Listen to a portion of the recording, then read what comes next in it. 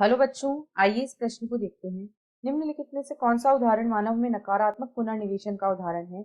विकल्प ए अधिक ठंड में त्वचा की रुधिर वाहिकाओं का संकुचित होना और कंकालीय पेशियों का संकुचन।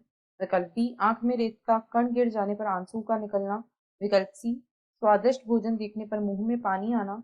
या विकल्प डी अधिक गर्मी में श्वेत ग्रंथियों का स्रावन और त्वचा में मौजूद रुधिर वाहिकाओं का संकुचन। इस प्रश्न की जो मुख्य अवधारणा है, मुख्य अवधारणा वह है नकारात्मक पुनर्निवेशन। वह है नकारात्मक पुनर्निवेशन या नेगेटिव पुनर्निवेशन या नेगेटिव फीडबैक भी इसे कहा जाता है। हम यहाँ पर देखेंगे कि जो नकारात्मक पुनर्निवेशन होता है यह क्या प्रक्रिया होती है और इसका उदाहरण क्या है। तो नकारात्मक पुनर्निवेशन यह ऐसी क्रियाविधि है, यह एक ऐसी क्रियाविधि है जिसमें किसी उद्दीपन के फलस्वरूप किसी उद्दीपन के फलस्वरूप किसी उद्दीपन के फलस्वरूप किसी कार्य का संदमन होता है। किसी प्रकार के उद्दीपन के फलस्वरूप किसी कार्य का संदमन होना, उसे ही नकारात्मक पुनर्निवेशन प्रक्रिया या नेगेटिव फीडबैक कहा जाता है। जब इसका एक उदाहरण है जब ठंड अधिक होती है, जब अधिक ठंड होती है, यानी हमारे शरीर का सामान्य तापमान 37 डिग्री होता है, परंतु जब वातावरण का तापमान बहुत गिरने लगता है तो इस स्थिति में हमारी रुधिर वाहिकाएं संकुचित होने लगती हैं। इस स्थिति में जो रुधिर वाहिकाएं होती हैं उनमें संकुचन हो जाता है ताकि जो ऊष्मा है उसकी हानि कम हो सके।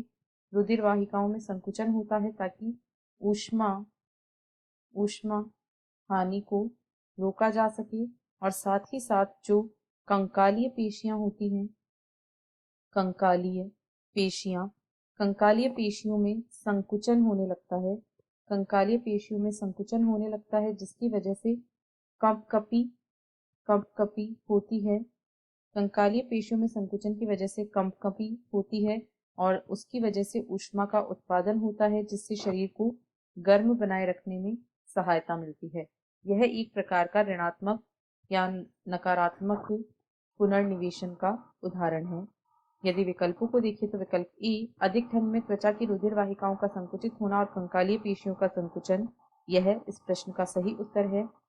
बी में कहा गया है आंख में रेत का कण गिर जाने पर आंसू का निकल जाना, यह एक नकारात्मक पुनर्निवेशन नहीं है। ऐसा इसलिए होता है ताकि आंख की जो नमी है उसे बनाए रखा जा सके और जो रेत का कण गिरा है उसे निकाला जा सके। स्वादिष्ट भोजन देखने पर मुंह में पानी आना, यह एक प्राकृतिक प्रक्रिया है, कोई नकारात्मक पुनर्निवेशन नहीं है।